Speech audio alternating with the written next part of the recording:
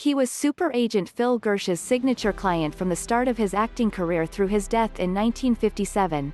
All through his heyday in the 1940s and 1950s in the Maltese Falcon, Casablanca, The African Queen, Key Largo, Treasure of the Sierra Madre and the Caine Mutiny.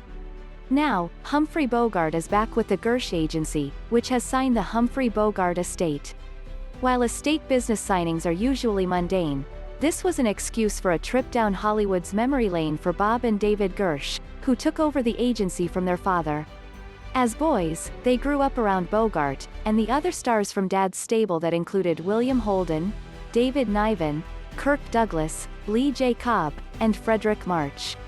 David Gersh recalled the dialogue between his storied agent father and the legendary Bogart, and it's not what you might think. Every time Bogey saw my father, he'd say, "You got anything for me? I'll never work again." It was genuine insecurity, and my father would say, "The scripts are coming in, Bogey, everyone loves you, let's go have a martini." And off they went to Romanoff's. Bogart left another lasting impression on future agent Bob Gersh, a lifelong fear of dogs. "Bogey gave us 2 big boxer dogs as a Christmas gift, around the time I was turning 3, he said. They wanted to play but they were big and they would jump up on me and they scared me. For years, I was afraid of dogs, and dogs can sense that.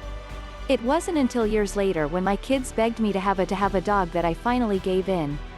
But I remember he'd always say to Dad, 'What have you got for me, kid? Am I ever going to get another script?' There was always that insecurity.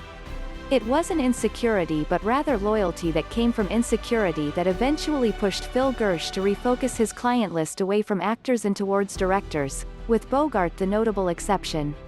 In about a week, David Niven and Kirk Douglas fired my father, Gersh recalled.